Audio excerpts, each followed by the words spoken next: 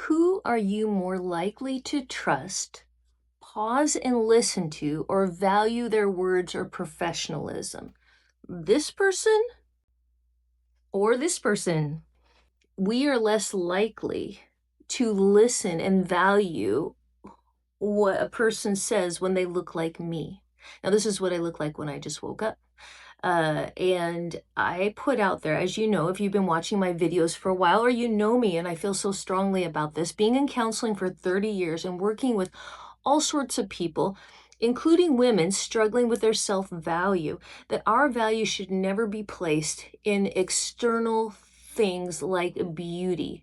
It's a fleeting and tenuous kind of situation that is never going to support stable self-value and positive self-image. It's just not gonna. And I know that sounds pretty technical, especially coming from a person just rolled out of bed.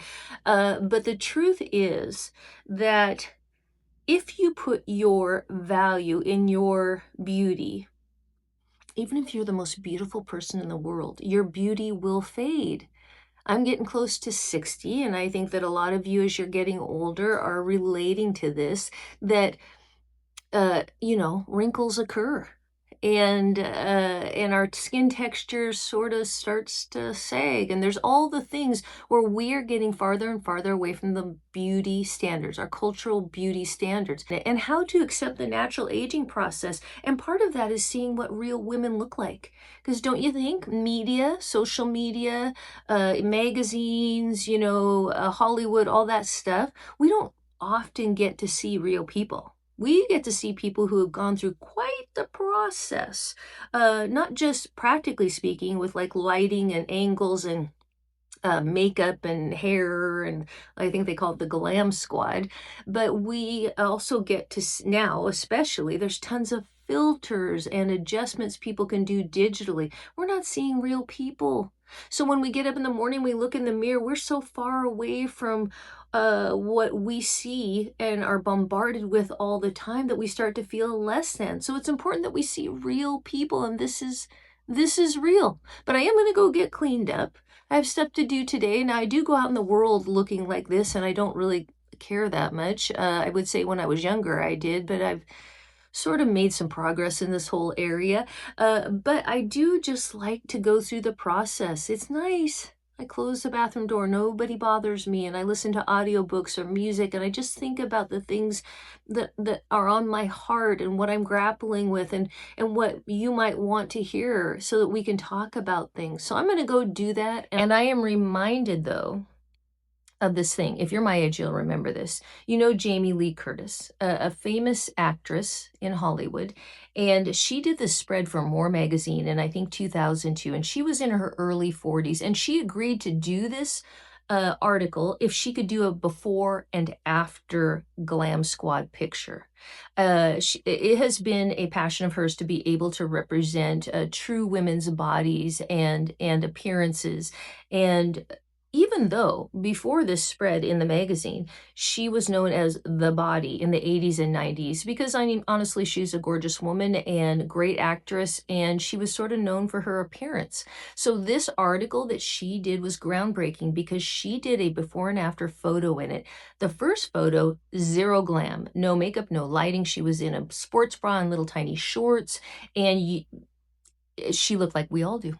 She was beautiful. I mean, she's absolute natural beauty, a radiant smile, but she really did look like a woman in her 40s. And it was groundbreaking because at that point, we had really nobody had ever stepped out that boldly. And we were used to seeing her all fixed up. So it was shocking to all of us, but very validating to say, that's what I look like. That's what I look like all the time. There's nothing wrong with me. And then she had the follow-up photo, and she said that it took 13 people and many hours to get her to look the way she did in the second photo. And she was gorgeous. She was gorgeous, black dress, hair and makeup done, perfect lighting and angles and whatnot. And but it was groundbreaking, and I am reminded of that all the time, that we tend to put up some level of image on our physical self, also even our homes and stuff. So when people come over, we have everything all spiffed up. And then people sometimes leave and think, oh, my bathrooms don't look like that. And they feel less than. So it's so important. It's so important to represent our real selves in our homes, in our bodies, in our makeup and hair and whatever. That's why I'm doing this video. But is it wrong to engage in any of those beauty products and process? No, no, it's not. If you're doing it for self-expression and it brings you joy, it's almost like a self-care thing, then like go for it. And I find a lot of joy in, getting a little spiffed up. Now I do it about 50% of the time, honestly.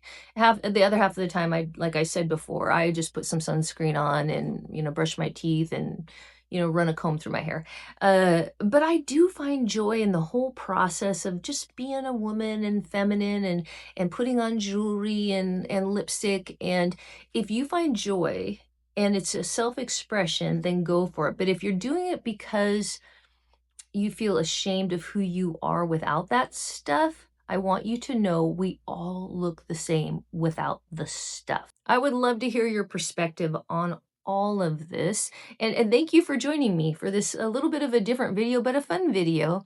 And I'm sure we'll be talking soon. Bye bye.